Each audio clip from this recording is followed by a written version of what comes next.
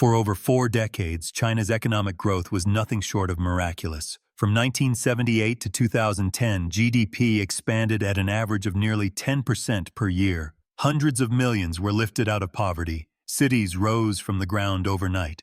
China became the world's factory, then the world's second-largest economy. But something has changed. Growth is slowing, confidence is falling, and the world is asking, is the miracle over? In 2023, China officially missed its 5% GDP target, and even that number was viewed with skepticism. Youth unemployment soared past 20% before the government stopped reporting it. Real estate, once the engine of China's wealth, is now collapsing under its own weight. Giants like Evergrande and Country Garden defaulted, leaving behind unfinished buildings and billions in unpaid debt. Exports, the backbone of China's rise, are shrinking. Foreign investment is fleeing. Even Chinese consumers are saving more and spending less. So what's really going on, and what does it mean for China, for the world, and for the future of globalization? China's slowdown isn't caused by just one factor. It's a convergence of deep structural issues. First, demographics. China's population is aging faster than any major economy. In 2023, the population declined for the first time in 60 years. Fewer workers mean less growth, and a shrinking population means weaker long-term demand. Second, debt and real estate. For years, China's growth model relied on building roads, bridges, railways, and above all, apartments. But now there are too many empty units, too much local government debt, and too many bad loans. The property bubble has burst, and the ripple effects are hitting banks, developers, and households. Third, weak domestic demand. After COVID, many hoped for a consumption boom. It never came. Chinese households are cautious. Youth unemployment, stagnant wages, and a lack of a strong safety net have made people save, not spend. Fourth, private sector crackdowns. The tech giants that once symbolized China's rise, like Alibaba and Tencent, have been reined in. Billionaires disappeared. Entire industries were hit by sudden regulations. Business confidence has taken a hit. Fifth, geopolitical tensions.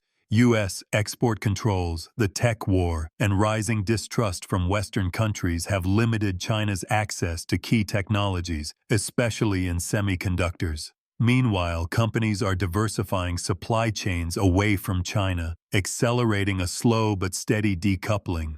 All of this is happening at once, and it's why China's slowdown isn't just a cycle, it may be a turning point. China's economic slowdown isn't just a domestic issue. It sends shockwaves across the world. First, emerging markets that rely on exporting raw materials to China are feeling the pain. Countries like Brazil, South Africa, and Indonesia see weaker demand for their metals, energy, and agricultural goods. Prices are falling. Trade balances are shifting. Second, global supply chains are under pressure. China is still a manufacturing giant, but slower output, factory closures, and reduced demand ripple across industries, from electronics in Vietnam to car parts in Germany. Third, multinational companies are rethinking their China strategy. Apple, Samsung, and Tesla are diversifying production to countries like India, Vietnam, and Mexico. Investors are hedging their bets. China plus one is no longer just a theory, it's policy. Fourth, inflation dynamics are changing. For years, cheap Chinese goods kept prices down in the West. A weaker China might reduce some global demand, but long-term decoupling and reduced efficiencies could make goods more expensive worldwide. Fifth, geopolitical tensions are rising. A slowing China may become more assertive abroad to distract from problems at home. Economic strain can lead to nationalism, and nationalism to conflict. In short, what happens in China doesn't stay in China. It affects trade, investment, security, and the global balance of power. Beijing is fully aware of the slowdown, but its response so far has been cautious, not aggressive.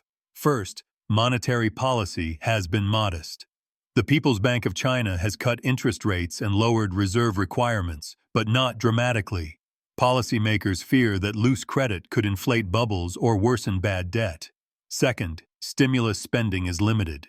Unlike the massive infrastructure stimulus of 2008, today's government is trying to avoid overinvesting in more roads or ghost cities. It's focusing on targeted support, especially for green energy, high-tech, and semiconductors.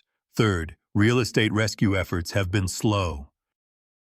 Authorities want to avoid moral hazard. Bailing out every failing developer could encourage reckless borrowing. So instead, they've let big players like Evergrande and Country Garden default while trying to contain the fallout. Fourth, export promotion is back. As domestic demand stalls, China is doubling down on foreign trade. EVs, solar panels, and machinery are now major exports. But this risks trade friction with the US and Europe, where officials accuse China of flooding markets with subsidized goods.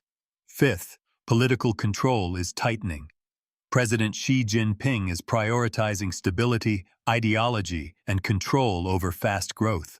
Private businesses are being told to align with national goals, and tech platforms are under strict surveillance. Beijing is navigating a very difficult balancing act, stimulating the economy without risking long-term instability. So, is the era of China's rapid economic miracle truly over? The answer isn't simple. China is not collapsing, but it is maturing. For decades, its growth was fueled by three things: cheap labor, massive investment, and export-driven manufacturing. Those engines are now slowing. Its population is aging, labor costs are rising, and the world is no longer as open to unlimited Chinese imports. The easy growth is gone. But this doesn't mean decline, it means transition. China is trying to shift from a low-cost manufacturer to a high-tech innovator. It wants to lead in AI, electric vehicles, green energy, and semiconductors. It's also pushing to raise domestic consumption and reduce dependence on Western demand. This is hard. It will take time. Mistakes will be made. But if China succeeds, it will re-emerge not just as a factory of the world, but as a tech and innovation powerhouse. However, if the transition fails, if debt, demography, or distrust from global partners overwhelm progress, then China could face a long, slow stagnation, much like Japan after its 1990s crash. So the miracle isn't over, it's being redefined, and the world is watching.